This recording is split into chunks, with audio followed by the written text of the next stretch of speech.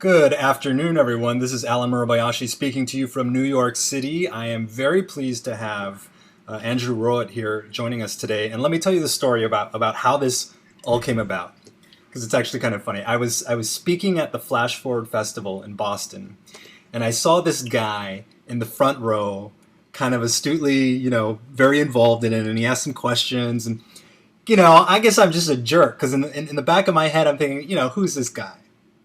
And then I get to I didn't tell Andrew this. Then I get to the train station, and we're standing next to each other. And he's like, "Oh, well, we ended up sitting next to each other, and then we actually started talking. And it turns out he's like this fantastic travel photographer and really interesting dude who has a really interesting story. So 30 minutes into the train ride, I'm like, we need to do a webinar with you so that people can understand, because so many people are interested in travel photography. And I thought that the way that he went about doing it and the insights that he has in terms of billing and getting into new places would be really, really helpful to a lot of you who are interested in this type of photography. Before I even introduce him, though, let me point out that we are recording this. So in case you lose the audio, as happens sometimes, or you need to cut out early, it will be on the blog tomorrow. And over on the right side of your screen, there is a GoToWebinar control panel from which you can ask us some questions, and we'll try to integrate them as we go along. We also have Lauren from our office answering questions as we go along. And some of you submitted questions, and we're going to try to answer those. And Andrew's also answered all of them, and those will be available on the blog tomorrow. So without further ado, Andrew, welcome. Thanks for having me. All right, well, let's get straight into it. You have a really interesting story about how you got into photography, and then more specifically, how you broke into the travel photography realm. So why don't you kind of take us through the CV here? All right, so I will indeed take you through the CV. So if you haven't detected already my Canadian accent, I am from Canada originally. Grew up in Toronto. Went to the University of British Columbia in Vancouver, where I studied marine biology, naturally. After that, this was sort of the height of the dot-com, around 2000, so I decided that I needed to do a one-year course in multimedia, website design, all that sort of thing. So I did that. Started a photography company in Vancouver with a very good friend, and we kind of shot anything and everything that came our way. That was events, that was weddings, that was products, that was portrait, that was travel when I did it. Sort of anything that came our way, we said yes. And where did you learn the photography, though, to start a company? Yeah, so the photography was through a club on campus. So the University of British Columbia, there was something called PhotoSoc, Photo Society. So they had a dark room, some alumni and some current people would teach some classes from time to time, be it lighting or development or things like that. So that's where I sort of got the bug. Gotcha.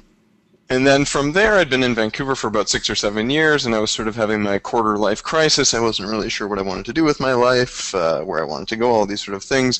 But I just knew that Vancouver, for me at that time, wasn't a place that had energy for me. So I needed to get going somewhere. So at the time, the Canadian government had these internships, and I was trying to get to Europe. And I was offered one in Shanghai, working for a Chinese carpet company named China World Best Group Carpet Company Limited. And so that was 2002, and I said, Shanghai, not Vancouver? Okay, let's do that. So off I went, sight unseen. I knew one friend who lived there, and it was sort of in that city, in Shanghai, which has a tremendous amount of energy, that I sort of finally got the courage to rekindle that passion for photography. And so on the back of that, I did kind of a trip through Russia and China and up into Scandinavia, cobbled together a portfolio, went to New York, and went to Barnes & Noble, in fact, and pulled down all the magazines I wanted to shoot for, made some cold calls, and was fortunate to meet with a bunch of editors. And then on the back of that, that meant that I then became someone that editors could call and go to in China. And so that was that, and then you just sort of started to build it up from there. So you're 25, you want to go someplace other than Vancouver, you just sort of randomly get Shanghai. Did you speak any Mandarin or Shanghainese? You just went there. At the time, not a lick. Yeah, maybe I could say ni hao or xie xie or something like that, Right. but no, I did not speak a word of Mandarin, let alone Shanghainese. Wow. Okay. I know we're going to get more into kind of the first clients and how you broke in, so we Yeah. will save that. But let's show some of the photography that you've been Okay. doing. Now, we've talked about offline about how you shoot both digitally and still with film, and how a lot of your clients actually demand that you shoot on film. Yeah. So I would say right now that I probably shoot about 50-50. So half of my clients are digital and half of my clients are medium or large format film. And there's a couple reasons for that. I would say most of my travel clients are still film. I also shoot a lot for other magazines, like a business magazine, portraiture, or design magazines, or food magazines, and things like that. But for a long time, travel work has had a particular feel to it. Okay, so I liken it almost to fabric. So fabric has a hand. So, silk feels a certain way, cotton feels a certain way, medium format color negative film feels a certain way, and it's not an issue of quality. The digital today is mind blowing. The quality is unreal, but there's just kind of a particular feel to it, and so for clients that have the budget, travel magazines that have the budget, I will normally shoot medium format film. And this particular, sorry, go ahead. Yeah. So for the gearheads that are in the audience today, what sort of medium format camera are you using? So I've got a couple systems that I use. I use a Mamiya 7 system Love it. And a Mamiya RZ 6.7 system. So 6x7 centimeter film. And the film that I use is the Kodak Portra 400. In the past, I used the VC version, which Kodak no longer offers. And then when I'm shooting large format, it's with a Linhof Technic-Cardan. And we had a mail-in question that asks sort of what's in the bag, and I get into that a bit more, and that'll be on the blog tomorrow. If I'm shooting digitally, I've got a Canon set up with all the tilt shift lenses and a bunch of primes. I use the Canon 1DS Mark III and a 5D Mark III. Hey, that's actually a good point, because I think, a lot of people who are casually into travel photography don't think about how a tilt shift lens can get rid of the keystoning. But I guess that's pretty important in what your editors will expect, huh? Yeah, I mean, it becomes a bit of a toss-up, in the sense that if I'm shooting sort of architectural or interior kind of stuff, that's pretty crucial. But if I'm shooting kind of slightly more lifestyle and like the building isn't a particular focus, I'd say it's a bit less crucial. And you're pretty limited with medium format film cameras to what your sort of shift lenses are. There's only one that's available for the RZ6.7. So if you're shooting large format, you've got infinite possibilities. Yeah. So tell us about this image and the sequence of images we're looking at. Okay, so this is a Mongolia story that I did. This was for British Airways magazine High Life. This was in the Okran, if I'm pronouncing that right, valley, sort of in central Mongolia, near the old capital, Karakoram. This was this giant polo tournament that was happening, and so there was a sponsor with Shanghai Tang, which is a fashion label, who was sponsoring that, and the magazine, and all these sort of things. So I was there on this particular shoot. I didn't have an assistant. That was a question that a couple folks have asked. Sometimes I have one, sometimes I don't. This shoot I didn't.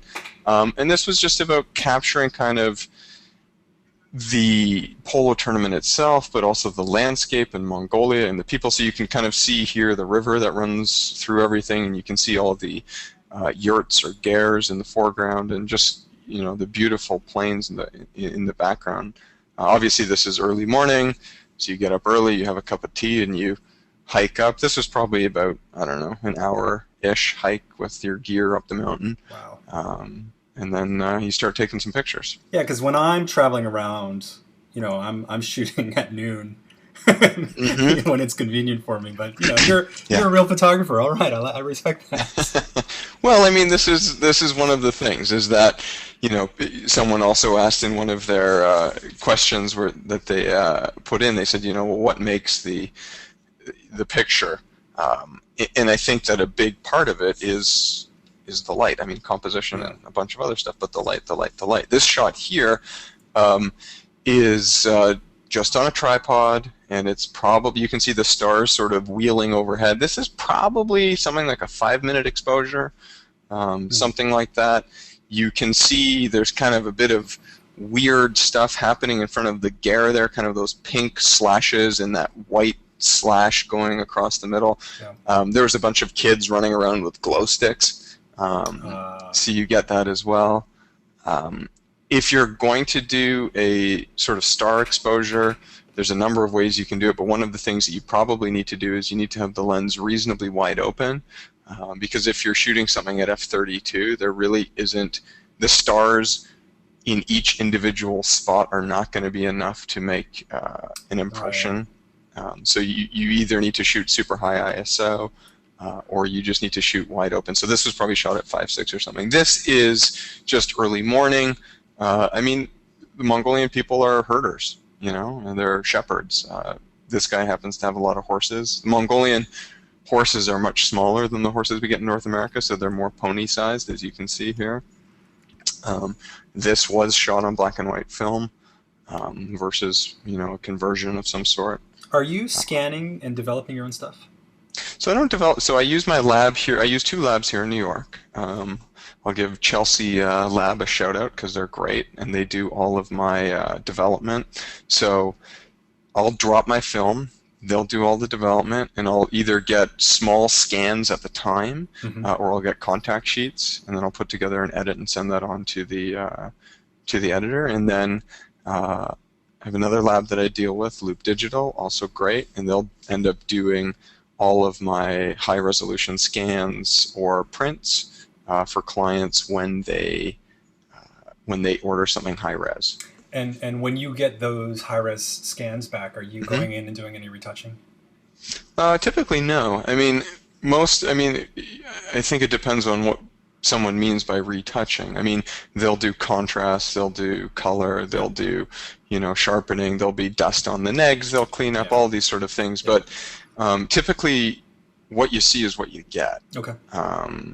If I'm working for a commercial client, that may be a bit different, that they want stuff retouched from multiple frames. But for editorial, pretty much what you see is exactly how I shot it. Yeah. I love this this shot here. Yeah, so this was during one of the polo matches here, and the guys were just, having some beers. And that's what it is. I mean, it was kind of funny. The backstory was that there was all these international sort of polo players who were coming and reintroducing polo to Mongolia, and the climax of sort of these 3 days was this team of international all-stars versus this team of, newbie Mongolian all-stars, where ostensibly the foreigners were going to be teaching the Mongolians how to play polo, and the Mongolians just destroyed them. It was a bloodbath. So, and again, this is sort of shot towards the end of the day when the light is doing nice stuff. So this was shot, you said, for British Air in-flight magazine. Yep. And how many images did they run, and how many frames did you end up shooting? That's a really good question. I would have to check the actual PDF, which I think is available off of my blog.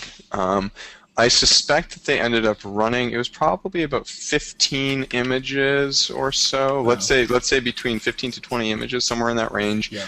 And I shot, let's say I shot maybe between 80 to 100 rolls, let's say. So let's say between 800 to 1,000 images is what I shot, something like that.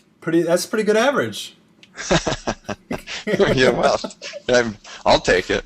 Well, on my D4, I hold the motor drive down. I'm getting 11 frames per second. So. Well, you know what the crazy thing is the jobs that I shoot digitally compared to the jobs that I shoot on film, I probably end up with about 4x the number of frames on the digital, even if they're running the same number of images in the end. You just have this propensity to kind of take more pictures, or Right. exactly as you say, put your finger down on the motor drive. It must be kind of a mental shift to kind of go back between the slowness, if you will, of medium and large Yeah, format. I think that there really is something that you need to do where you have to have that sort of, head game or mental acumen to kind of go, okay, well, how would I shoot this if I was shooting film? Because a lot of the time, if I'm shooting, let's say, a portrait with my Mia RZ, I use a waist level finder. So I don't actually have that barrier of a camera, in front of my face between me and the subject. I'm kind of looking down, and you're able to interact a bit differently. Yeah. So this shot that you just had was a monk playing polo. First time in 1,000 years, they said. So that was fun. So the big question, starting off, when we talked on the train, you said you very specifically knew that if you had started in a major metro area like New York, you wouldn't have been successful in the way, or it would have been much harder to have the success that you did.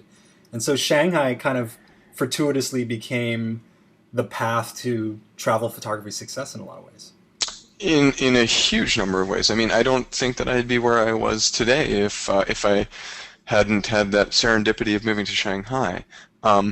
I think if you are starting out in one of the big cities in New York, London, Paris, any in LA, it's incredibly difficult. And it's incredibly difficult for a number of reasons. One, there's a huge amount of talent already in these places. And two, they're expensive cities to live in. Shanghai was an incredibly inexpensive place for me to live, so it meant that I kept my costs down. My rent was probably a third of what I pay now in Shanghai. Yeah. So that means that you don't have that pressure when you're first starting out of gotta make rent, gotta make rent, gotta make rent, because you do one editorial gig and you've made rent. And I mean, the flip of that is that in New York, LA, take your pick, there's a lot of people that you can learn from. And so as an assistant, you're able to do that and hopefully glean a lot of information from people. The other trick that, with Shanghai was that I was in a country, China, which was generating a huge amount of news. I was there from 2002 to the end of 2009. And as everyone knows, there was just a lot going on then. Yeah. And not a huge number of photographers. So I would say that, if you're wanting to if you're serious about doing this and you want to go all in, you have to probably be in a place where there's a lot of news being generated and not a lot of people to service that. You kind of, I mean, obviously condensing it into a 2-minute version of your life, but you're at the carpet company, you're saying, hey, I want to get back into photography. And then you said, I took a trip to Russia and China, and then I had this portfolio, and then I went to New York and I got some gigs. Can you talk more specifically about what images you shot in that portfolio, how they compare to the stuff we just looked at? Were you shooting film or digital? And did you have when you were doing this, was there a master plan that this was how it's going to work? So I'm going to answer in 3 parts. First part is this. If anyone who's listening goes to archive.andrewrowat.com as opposed to just andrewrowat.com, you can see my first website. And it's Flash, and the pictures are tiny, and it's kind of painful. But you will see exactly how my first portfolio looked. And it was just, the stuff that I wanted to shoot. I was very fortunate in that when I got to New York City, I had a good friend, someone who's been a mentor to me, Rob Howard, and his wife Lisa, and he's an incredible travel and lifestyle photographer. And I just sat down with him, and he helped me craft, this is a good shot, this is terrible. Well, he'd never say terrible, but he would just help me edit. And I think that that's crucial, is that you have a set of talented other eyes looking at your work. So, with him and his wife, I was able to kind of cobble together an actual print portfolio, and he made a couple introductions for me, so I went to see a couple folks in New York, and then, after you have these meetings, and you say, well, I'm here for a week, who else do you think that I should see? And if they like your work and they like you, I was blown away by how helpful the editors in New York were.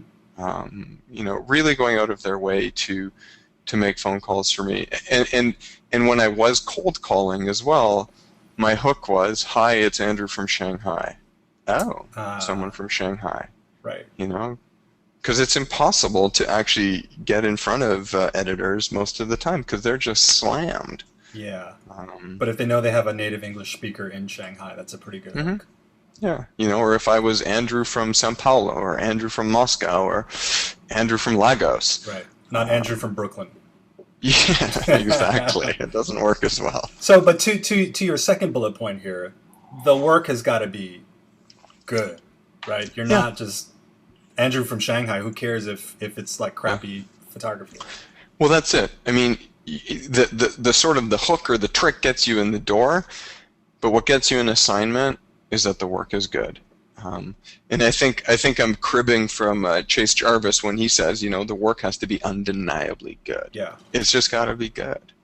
And I think that's where that sort of extra set of disinterested eyes comes in, because, it's one thing if, your professor says something, which can be helpful. It's another thing, if your brother, sister, mother, father says something, but you really need someone who has no vested interest in your success to take a look at your work and say, you know what, you could do this for the next 5 years and maybe get somewhere in the industry, or you should actually go to medical school. Yeah. So how, knowing that the work was undeniably good, otherwise you wouldn't have, people wouldn't have seen you, they wouldn't have referred you, you wouldn't have gotten assignments. How important was it, therefore, that Rob gave you that initial introduction, at least to one or two people? I think it's helpful in a number of ways. One, it's great to be able to meet people in the industry. So I'd initially met with National Geographic Adventure. Sabine Meyer was there at the time. Wonderful. And it's good to have that initial sort of non-threatening introduction. But I think the other thing that can be overlooked is it's really important from a confidence point of view, that someone is giving you that confidence and they believe in your work and they believe in you, that they're willing to do that for you. So I think that there's two components to it, that not only are you meeting these people who then are teaching you a little bit about the industry, because it's otherwise a bit of a black box, but that, in this case, Rob and Lisa, they were giving me a lot of confidence. Yeah. And I think that certainly for me, and I think probably a lot of people in the industry, confidence can be a very fragile thing.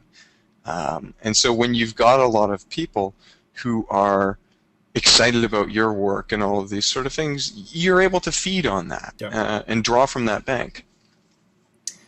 You speak a lot about the importance of number one, shooting what interests you, and also doing personal projects. Yeah. And so I think we're looking at some work that was interesting to you and a personal project for you. Yeah, so this is up in northern Mongolia, just on the Russian border. In this, you're looking at a frozen river, and you're looking at men and women who are doing all of this illegal gold mining. So the gold mining is called ninja mining because when they've got these green panning basins on their back, they look like Teenage Mutant Ninja Turtles. So I'm not making that up. That is true. But I'd gone to Mongolia on a few assignments, and I'd met a couple Mongolian photographers and friends. And up in this part of Mongolia, there's this group called the Tsatan, who are an indigenous group, reindeer people. And they'd fascinated me, and I wanted to spend time with them. So my friends invited me up for a shoot. And so we went and we hung out with the Tsatan for a while. And then we heard about all this ninja mining that was happening in the area. So we did a side trip to see some of that. And then I did another trip a bit later just exclusively looking at this illegal gold mining. And it interested me because I felt like I had a front row on history. No other foreigners had ever been to this place to document this gold mining. And it just felt like the Klondike Gold Rush. It was the technologies that they were employing. I mean, if you look at the left of the picture, that hill is basically denuded of trees. They chop down the trees, They put these holes in the ice and then they burn bonfires in the bottom of them, which is why you see all this smoke. And so then they thaw the riverbed and then they try and extract gold. And I just felt that I had this opportunity to bear witness to something that was just so unbelievable and so unique. And I mean, to get into this camp, we rode reindeer for 3 days. We slept outside. Our coldest night was minus 50 Celsius, minus 58 Fahrenheit, no tents. So it was chilly. And then when we got there, sorry, go ahead. Yeah, I mean, this isn't the type of, this isn't like you walking around London taking pictures of Big Ben at dusk. I mean, this is like you said, you rode a reindeer for 3 days. Clearly taking photos that the average person doesn't have access to, which, is a big tenet of photojournalism. You need to have access. Yeah. Must have helped you differentiate your portfolio from what other people were bringing in. Yeah, I mean, I shot this after I'd been working for a number of years, so I think that, to your point, if you are going in with an initial portfolio, yeah, it does need to differentiate. It needs to be something that not only is the content, the story that you're putting together, not only does that need to look beautiful, but if you're showing a physical print portfolio, then those prints need to be gorgeous as well. There's content, there's presentation, there's all of these sort of things. But that being said, in terms of access to stuff, like, I went with a couple friends. Like, it wasn't that I had any particular, access that was arranged. I had a couple buddies who were Mongolian, and we said, okay, let's go do this. They had the access in that they were Mongolian, knew the country, were photographers, also all these sort of things. But it wasn't that I got permission from the Mongolian government to do this or anything along these lines. We're getting a lot of questions in regards to whether you get model releases for any of this work, and whether the magazines or your clients are demanding to have model releases. Short answer, no. None of the images that you've seen so far have model releases associated with them. There's two components to this. One, if you're shooting stuff for magazines, sort of the editorial world, you don't need releases. Every country has their own privacy laws, in terms of use, this, that, and everything else, but in the US, by and large, you don't need releases. If, on the other hand, I wanted to use this picture of this satin guy on the left here to, do an advertisement for North Face's new reindeer line, then I'm going to need his release, because I am going to be receiving compensation on the back of his likeness. Right. So if I was using this stuff commercially, absolutely I'd need a license. Now, the other issue which can be helpful is that, if you're wanting to sell stock photography, and I think we get into that a little bit down the line, if you want that license to be available commercially, you need to have a release. Yeah. So if I was doing everything that I needed to be doing and getting a release from every single picture that I shot, I'd probably have a lot more zeros in my bank account.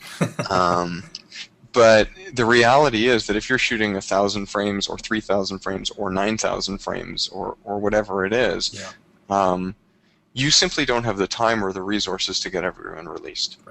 Right. Especially if they're speaking a language you don't speak. Yeah, that being said, we did have a question about exactly that in terms of language, and both Corbis and Getty on their site have got releases in multiple languages.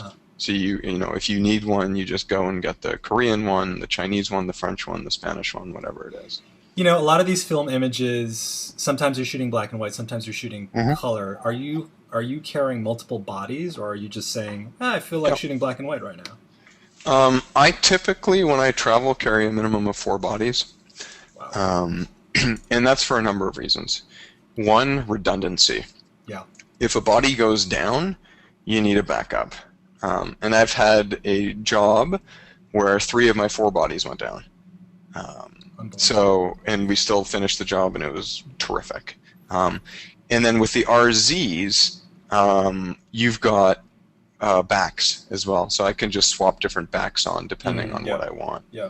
And if I'm shooting 120 film, I get 10 shots per roll. If I'm shooting 220, you get 20 shots. So even if you have to kind of burn a roll or two, if you absolutely need to switch from color to black and white, it's not a big deal.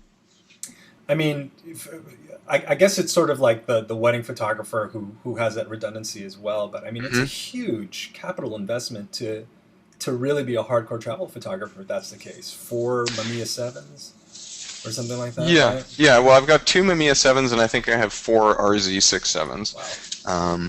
But it turns out that it's actually less of a capital investment in the film side of things and much more of a capital investment on the digital side of things. Simply because if you go to keh.com or eBay or any of these places, like, you can get used film equipment, especially Mamiya RZs, for a song. Yeah. It's the digital stuff that's really expensive. I think your images are going to sell a lot of RZs on eBay today. I mean, We'll hope so. They're gorgeous. So this is a color version now of some mining. Yeah, so this is exactly right. So this is looking down right at the riverbed, and you can see these guys with their sort of bright orange sashes on. And I'd asked my sort of Mongolian friend, I said, well, why bright orange? In Thailand, yellow is reverence to the king and the royals. So I said, why this bright orange? And he kind of looked at me a bit crooked, and he said, to be seen. Because in Mongolia, with these massive spaces, figures are just a dot on the landscape, and so you really want to literally stand out. When you show up in like a illegal mining camp, and you've got you've met 2 Mongolian buddies who bring you in, and you want to take a portrait of one of these guys. Yeah. What are you just going up and being like, "Yo, photo," or what sort of cultural sensitivities are there? Is it difficult for you to do at this point? So this particular place had its own challenges that you don't normally have. This particular place turned out to be incredibly dangerous. There had been a lot of murders previous to being there. It's super harsh. I mean, nights that are minus 50 or colder. So when I went in to this camp, several people started asking my fixer, "Where are you guys staying? We want to come and murder the foreigner and take his boots." Yeah. So forget about them stealing my camera gear. Right. It was the boots. So this was actually a place that we had to be very, very sensitive. So if people were not interested in having their photo taken, you did not take their photo. And I would basically approach people if I wanted to take a portrait and ask. A lot of alcohol abuse going on too. So you've got these, guys who are blind drunk in the middle of the day, and all these Mongolian guys wear their knives basically on the outside of their jackets and these metal bars. So this was a particularly challenging location. But yeah, by and large, in most normal places, you just walk up to someone and you say, "Hey, I'd love to take your picture." Yeah. I guess it's good practice to try to do that in New York to get over your fears. Exactly. So, landing the first client. A lot of people are asking, did you really just go into Barnes & Noble and look at mastheads and magazines and then start? I did. I went into the Barnes & Noble in Union Square, right by the PhotoShelter offices. Yeah. It has to be a multi-pronged approach.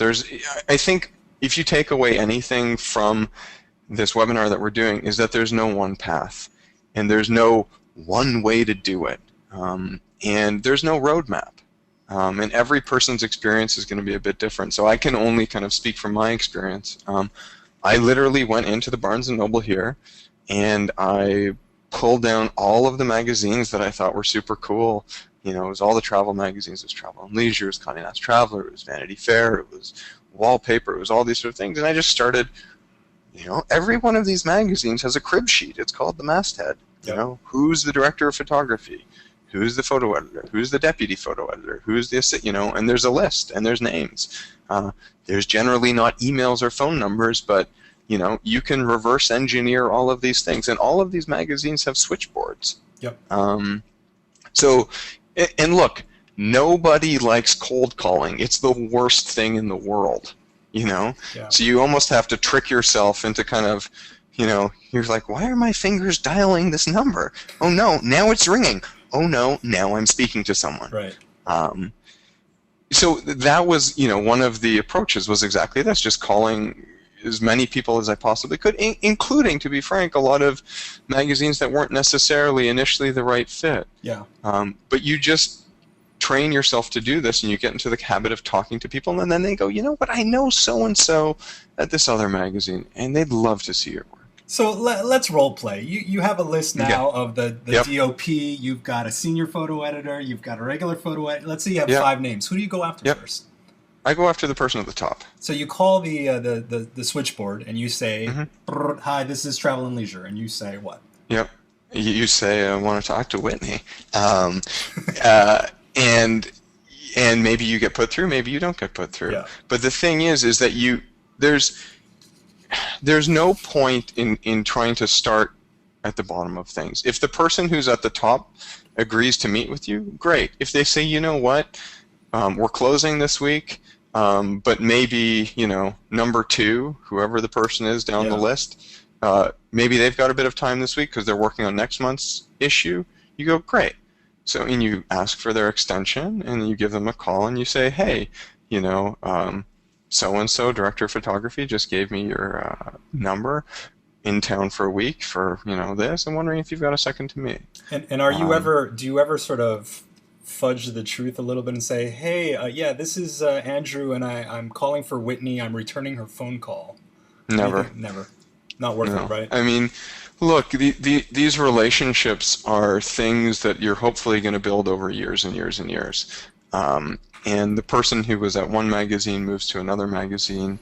And there's just no point in doing that. I think that you need to, there's a dance to it. There's a fine line between perseverance and nagging. But at the end of the day, you need to try and get on people's radar. And that's the hardest thing. And a lot of the time, to be frank, people don't even answer their phone from 9 to 5. Right. So call at 8, call at 6. Right. And this last bullet point here: don't pretend you're not just starting out. Well, look, when I went for all of my first meetings, I think that there can be a propensity to kind of pretend that we've done all this great stuff. And look, be human, be normal, admit to people, that, hey, you're just starting out and you'd love feedback and you'd love all of these sort of things. You don't need to pretend to be something that you're not. And I think that people respond to honesty. Yeah. And I think that people respond as well to, the good work. So, again, it gets back to that sort of thing. You have a ton of information about negotiating. I guess the first thing to point out that you said before the call is some of these publications take months and months and months to actually pay you. Mm-hmm. So it really behooves you to make sure you're getting as good a deal as possible, knowing that you might not collect on it for 6 to 9 months. Yeah, most magazines are pretty good in terms of payment, 30, 60 days after you submit. You will sometimes have challenging clients who don't pay in a particularly timely manner. Maybe it's 6 months, maybe it's 9 months. You're like, huh. And that can be for a number of reasons. It can be that there's a change in editors. It can be that the editor sent something to accounting but forgot to sign something, but accounting didn't bother to let them know.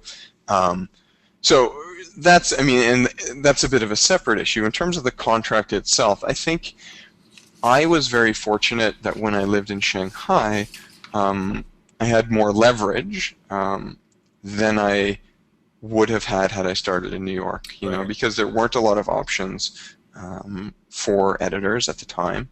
And so you were able to negotiate something slightly better. But by and large, most of the contracts from a lot of the big publications are pretty tough. The sort of gold standard, as we say here, is that you go and you have a day rate and all of your expenses are paid and you do the shoot, and then they have an exclusive on your images for 3 months from the time that it hits stands. After that point, you are able to relicense those images to other clients, and if they want to reuse it, they also have to pay a relicensing fee for that. Are you seeing a lot of the publications trying to wrap in electronic usage as well? Absolutely. Absolutely. And I and think that, sorry, go ahead. paying you accordingly for that? Some do, some don't. I mean, I think that, a lot of ink flows on forums and in workshops about sort of how egregious a lot of these contracts are, and a lot of them are egregious. They're really bad. But you just kind of have to figure out what your tolerance level is. Whether you can live with that or not live with that. Because if you are holding out for the absolute best contract possible and you are completely inflexible in terms of what you will take, Yeah. then at that point you're not a photographer, you're unemployed. Right. So it's a bit of it's a balance. To that point, and speaking of Whitney from Travel and Leisure, she's told me there are some photographers whose work I really love, but I won't work with them because they're big pains in the asses.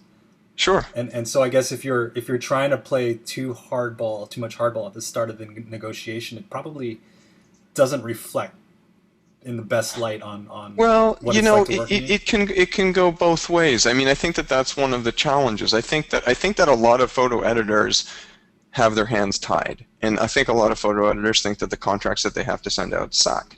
Yeah. But that decision is not something that's vested with them. It's it's accounting or legal that's sort of thrusting this on Yeah. the photo editor. So I think in a lot of cases their hands are tied. I don't think that it is a bad thing to negotiate off the bat. I mean, I think like any job sort of interview, if you're offered a job, you negotiate. Yeah. I think, there needs to be an end point. I don't think it's necessarily a bad thing to negotiate. So you maintain the copyright for all of your images?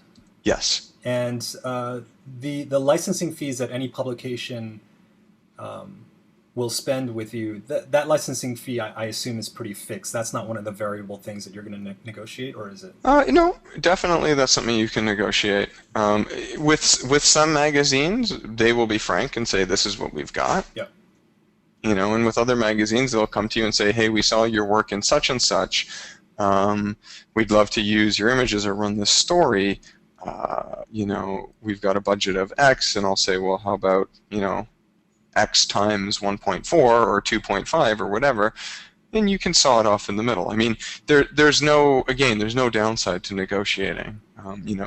They can either tell you, look, we're totally fixed, this is what it is, and at that point you take it or leave it. But oftentimes there's some flexibility.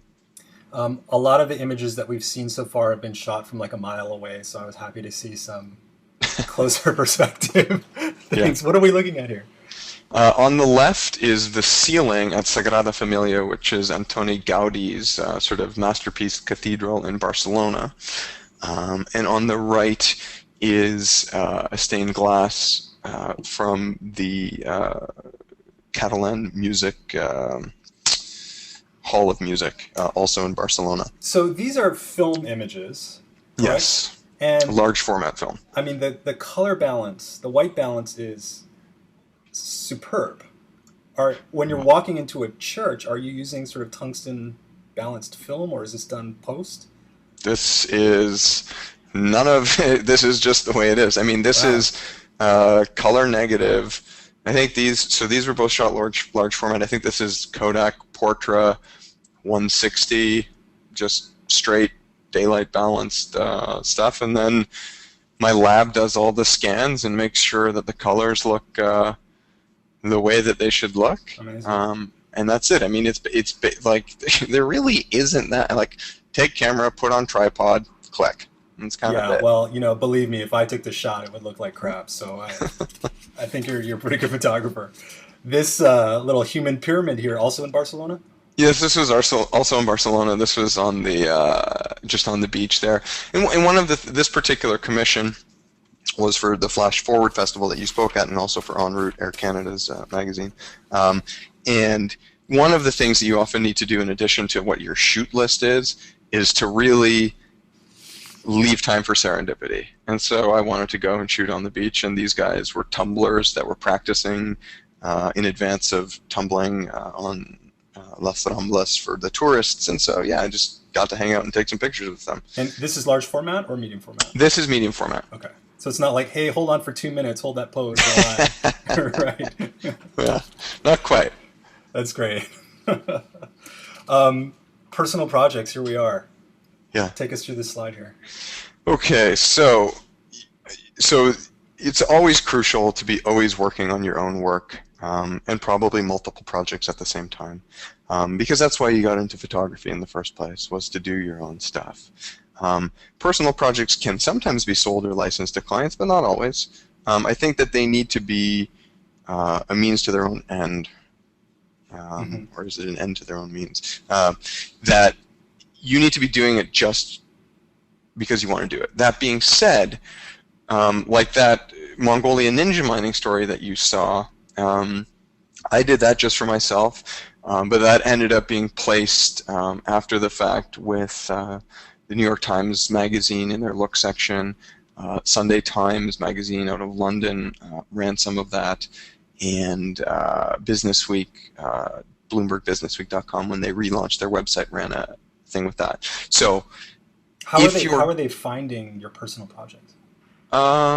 Good question. So I've worked with Bloomberg Businessweek in the past, so they've seen my work, and I send out a newsletter to editors that shows stuff every now and then. Yeah. Sunday Times Magazine had seen the work at an exhibition in China that was curated by Christopher Phillips at ICP here in New York. So they were reporting on this exhibit in China, saw the work and wanted to include it. And then at the New York Times Magazine, I'd been in touch with Louisa, who's one of the editors there, and had dropped a book there for her and the team there to look at. So that's how that came about. So fair to say that the personal projects, although sometimes published, they're used mostly for your own sort of marketing promotions? Yeah, marketing promotions and edification, and maybe you can get some stock sales out of it. Right. I mean, how often do you find yourself pitching an idea to a magazine versus them calling you up and assigning you something? It's rare that I pitch, and that's mainly because most of the travel magazines anyways, the pitches are almost all driven from the writing side of things. So it's the writers that do the pitch. There's a handful of magazines. National Geographic does pitches from photographers. Wallpaper does pitches from photographers. But a lot of the big travel magazines, it doesn't happen. You know, we're getting some questions about property releases and when you're shooting inside of, a national monument or whatnot. Are you sort of clearing permission before you walk in there? Same answer sort of as the previous question about model releases. 9 times out of 10, I don't have any sort of releases. Sometimes if there's a lot of stuff ahead of time, like, I'm photographing in a museum or something like that, and I'm obviously going to have a lot of gear, so you're not sneaking in. Right. Then you talk to the PR people or the marketing people or whomever. Sometimes you need to sign releases stating that these images will only be used editorially. Yeah. So there are occasions when you are having to sign things just confirming that you're not getting sort of commercial usage out of the images. Gotcha. And how helpful are the publications themselves in helping with those logistics versus you just having to handle everything? It depends on the magazine. Some magazines are terrific. They'll send you, all the contact info of all the different people that you need to be in touch with, the addresses, all of this sort of thing. Some of them will make calls and emails on your behalf. It really depends often on how big the staff is at the magazine that you're dealing with. Sometimes if you're overseas, it can be a lot easier for you to do the stuff yourself just because of time zones and language barriers. So again, to my earlier point, you're not walking around London taking photos of Big Ben. You're like in a forest taking pictures of a really big tree. Yeah, I am indeed. This is a personal project as well? This was actually for Condé Nast Traveler. So this is for British Condé Nast Traveler. It's the August issue, so you can go and grab that. Nice. This was in the Amazon in Ecuador, and this is the Waorani indigenous group there. So they've got something called the Waorani Territory, their sort of homeland. There are still parts of these tribes that are uncontacted in the Amazon. The big story here is that there's a lot of oil pressure in this region from the oil companies to kind of knock down the rainforest and extract the oil. What the Waorani are trying to do is to they have an eco lodge now, so they're trying to get tourists in. So they're trying to get media attention and tourist dollars so that they're not basically forced to work for these oil companies and lose their land. Yeah. But yeah, this was this job I had an assistant on. Flew out of New York with me. We got a bunch of questions about exactly that, about assistants. Probably half the time I have an assistant, half the time I don't. And we just spent, we were there probably about 4 or 5 days, something like that, traveling by dugout, canoe, and kayak. And you're getting the vaccinations, and are you looking at like State Department warnings for the region? And what's involved? I mean, I definitely get all the vaccinations, and maybe you need malaria pills and this, that, and everything else. Occasionally, I'll look at the State Department stuff, but I would say by and large, those warnings tend to be super conservative. Right. So I'll try and reach out to someone if I know someone in the country that I'm going to see if they've got some sort of local knowledge. And by and large, a writer has already been to these places. So, they went and came back, so I'm probably good to go. A lot of people, I remember taking a class at ICP, that's the International Center of Photography here in New York, and I was talking to the teacher, and I was like, I'm going to Australia next week for 2 weeks. You think I could take some photos and then sell them as stock? And we were talking before the call how unrealistic this is, in knowing an area, understanding the light. What do you say? What do you say to the average person who has an interest in travel photography about that approach? I think that there can be a real revenue stream associated with stock. We got a question about that, and I'll answer it on the blog. Probably about 30% of my revenue comes from stock. I would say that you're not, most of the sort of actual revenue from the stock agencies are generated by the big players. That's Getty, that's Corbis, all of those type of guys. You can also do, through PhotoShelter, your own stock sales as well. Yeah. You need a platform to push it out through, and they need to be differentiated. I mean, Australia is great and it's beautiful. I lived there, once upon a time. And there's also probably 20, 30 million people who live there. Right. So the image, again, getting back to the images need to be great. I think that the, shoot stock, make money, travel the world is, probably like those emails that you get that say, work from home, make $1,000, whatever it is a month. Right. That might work for a couple people, but probably by and large, it's not going to be a huge revenue stream for you. I like that analogy. Right. And here we are just again in the Amazon with these Warani guys. It was pretty amazing, I have to say. All right. So developing multiple revenue streams, which you just started kind of talking about. So 30% is coming from stock sales, and most of the work is being commissioned. Yeah. I mean, so it basically, as you can see on this slide, we break it down into 3 things: commission shoots, personal projects, and stock sales. So with the commission shoots, that might be stuff that's coming, from magazines. That might be a corporate shoot.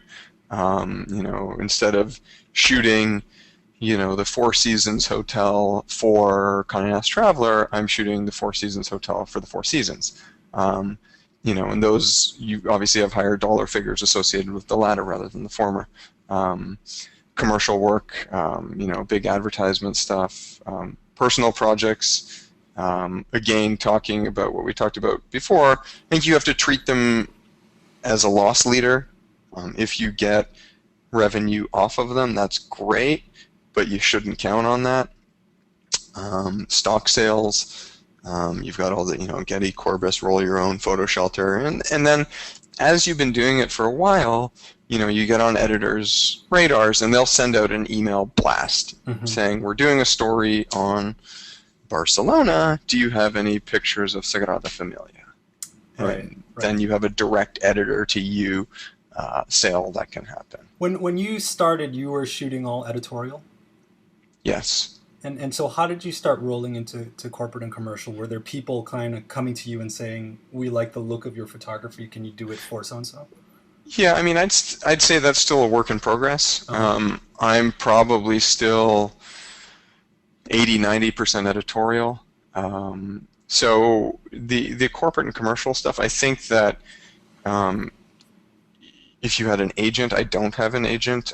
If you have an agent, that becomes a bit easier, or a studio manager or someone, just so you have sort of more energy and hours to throw at that, because the editorial clients are very different from the corporate commercial clients. So you just need to put in the hours and the time of getting in front of all these people. Now, when most people think about the editorial publications that service the travel industry, Hmm. you think about the Travel and Leisures Hmm. and that type of magazine. But you do a fair amount of work, or at least it seems like there's a steady amount of work coming from in-flight magazines as Yeah, well. absolutely. Look, I mean, I've shot for Travel and Leisure, for Condé Nast Traveler, for Afar, for all of these sort of things, and I think that, and I've shot for a ton of in-flight magazines as well. And for me, it's about relationships as well. I have good relationships with the editors at the in-flight magazines, and I Hmm. think it's on the back of that I do those. And they often send me to these pretty wonderful places. Um, and I'm able to kind of shoot my own work sometimes when that job wraps up, or maybe piggyback another job on top of that after that. Um, so at the end of the day, I mean, I became this sort of a travel photographer because that's what I love to do. The biggest photography mistake I made this year was I was contacted by the editor in chief of the Hawaiian Airlines in-flight Hmm. magazine Hmm. to shoot, and I passed on the job and gave it to a friend. And he goes, "Yeah, I mean, it was a great job. They paid me a really fair rate. They gave me like 4 round-trip tickets from New York to Hawaii." And I was like, "Wait a second, wait a second." He goes, "I owe you a beer." I was like, "What? What?" It sounds like I need to start shooting for them. They never give me round trip tickets. Yeah. Yeah, that's really. I was kind of stunned, but I guess That's amazing. Yeah, I haven't heard that. That's great. Um, we had a couple questions here as well. The so Deborah asked, "What's the best thing we can actively be doing to promote and market ourselves and get in front of editors?" When we talked to Elizabeth Christ from National Geographic, she personally said, "I love to see new work at photo festivals, Hmm. etc." What's sort of your go-to way of meeting new people in the industry, getting the word out there? I think that there's a lot to be said for these sort of photo festival type things. I mean, at the end of the day, like, look, I mean, I managed to corral you on a train back to New York from Boston. It's true. Um, that you can't underestimate the impact of meeting someone face to face. Yeah, yeah. And I think that it is so crucial. Um, you know, PDN sponsors their big photo festival in October. There's a ton of great speakers there. You can learn so much. You can, have a beer with people afterwards. I really think that you need to get in front of people. So to Deborah's question, I think it's hugely beneficial and important to do that. In, I think, '04 maybe, or '05, I was at the PDN thing here in New York, and it was a PDN 30 talk. I was not a winner at this point, and Jamie Welford at Newsweek was giving a talk, and at the end of his talk, he said, "I love seeing your work. I really encourage people to reach out to me." So after the talk, I walked up to him and said, "Hey, this is me reaching out." Yeah, He said, yeah. "Okay, give me a call on Monday." And so I met with him later that week, and he liked my work. Um, and I've worked with him a few times since. But again, that was exactly that, being at a festival, seminars, workshops, these sort of things. You need to get out and mingle, network. Well, listen, the hour has flown by so quickly, and I dare say this was such an information packed webinar. It is being recorded right now for everyone out there, so you can hear everything that Andrew was saying over and over again.